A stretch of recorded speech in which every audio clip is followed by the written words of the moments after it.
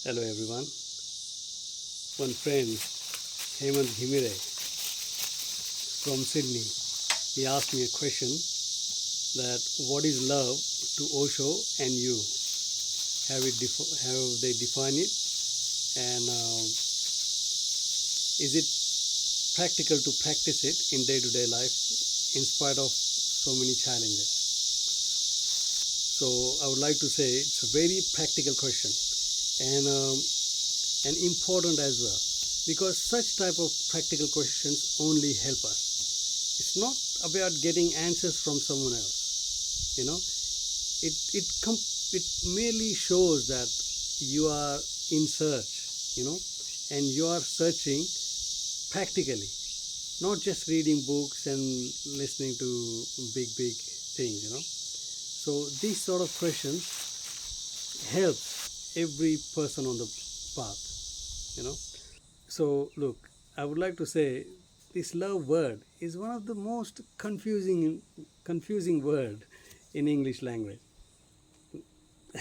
And it's English, so you can understand.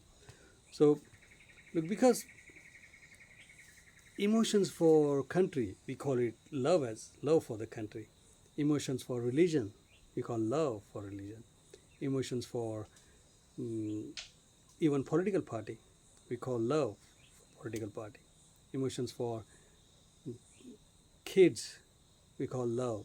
Emotions for partners, husband, wife, you know, boyfriend, girlfriend, we call love. Emotions for parents, friends, everyone, we call love. And not only that, even materialistic things, emotions for car, emotions for house, we call love for house, love for car. And on the other side, these poets have created so much smoke around this word, you know, because they have converted agony, passion, dominance, depression, all these sort of things into word love, you know, and that's why I say it's confusing. But I understand your question. Okay, what is love to Osho? Now to Osho, look, not only Osho, any enlightened person, when they talk about love, you know, they are not talking about the love what we are understanding.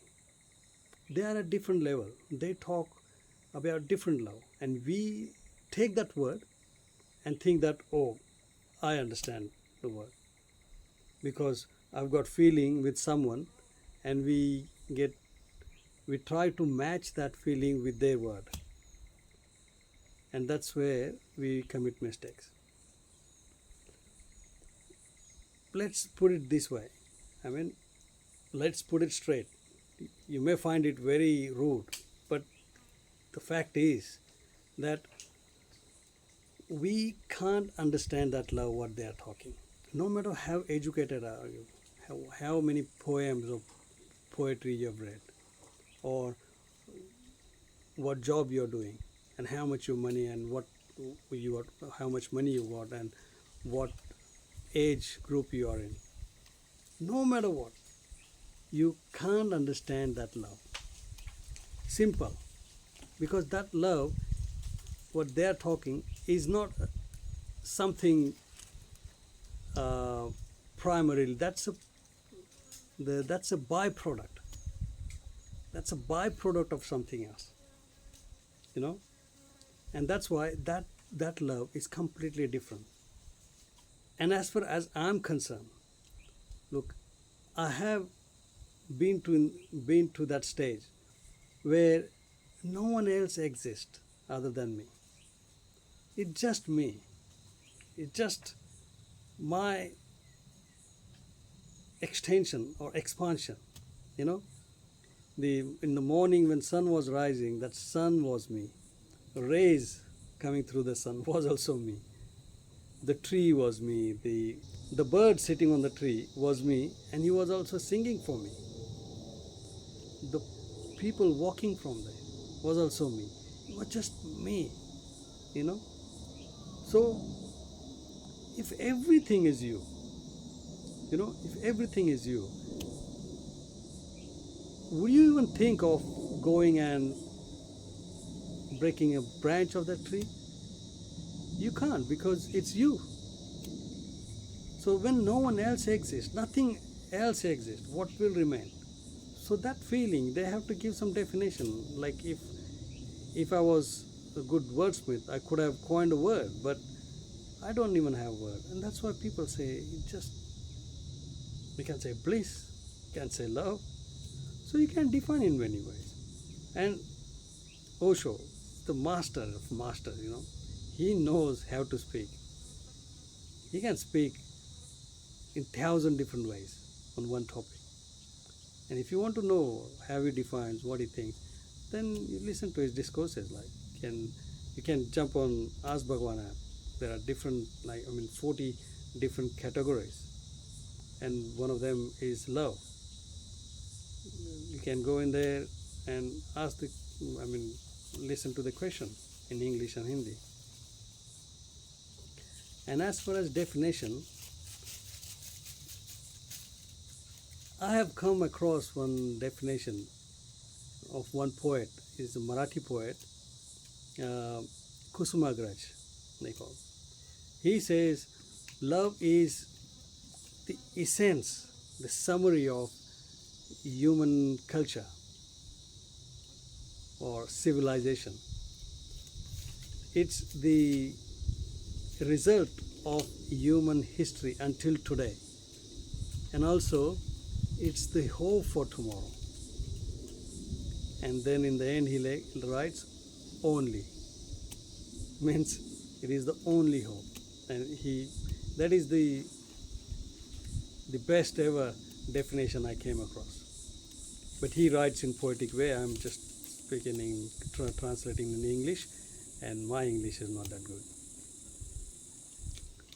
So coming back to your next question, that is it possible in day-to-day life to practice it in spite of so many challenges? Look, put it very straight. It's not possible. And we should not even think of practicing it. Because no matter what you do, it will be false. Because as I said, we don't know what love is. Like if you are in relationship with any girl, or if you like someone, just call it attraction. Attraction is not a bad word. If you like someone physically, call it lust. And if you decide to go forward, decide to marry each other, then call it marriage or arrangement.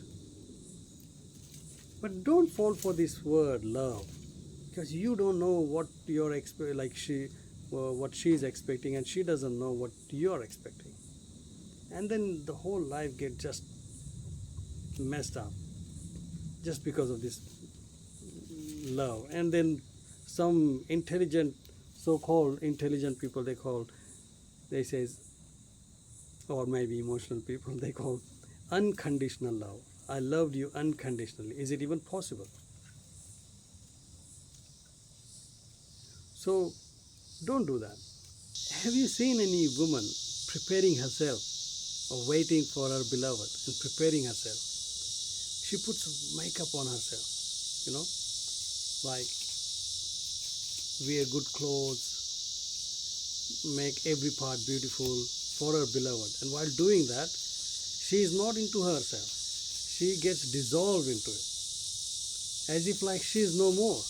Only her beloved exists.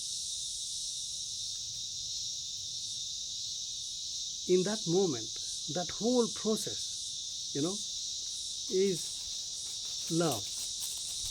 And the same woman, when she carries a baby inside her, then turns completely different. Now everything is now baby is her world. She's not thinking anything else other than the baby. Everything is she gets dissolved into it. Now her whole life is for the baby. Now this is also love. This is emotions for kids. In devotion, you know, even this is part of like a type of love only. But for something unknown, or some people say it's like higher, but it's not. It's same. You love a person or you love an idol. That time also, you completely get dissolved. Your God, your idol is everywhere. Sometimes you see your beloved or some idol into yourself. That is also love. So we can define love in different ways. But one thing you have to understand, in love, other is always present. But why am I saying all these things? Because you must have noticed I'm talking about love and getting dissolved. But at the same time, I'm saying not to fall into it, because you're on spiritual path. If you're on spiritual path, if you want to attain yourself, you can do that only in the solitude, when you're completely, utterly silent or utterly alone. And because you're meeting yourself, so you have to be with you. You have to be into yourself. You have to meet yourself. And that happens when there is no one else. There is no one else. It's just you. Completely. There is no other exist. Only you, yourself, everywhere. It's just you exist. Only that happens. Only then it happens. Then only you can get that experience. And after that experience, whatever byproduct, that is called as love. But in love, if you follow that love, if you do that love, other is always present.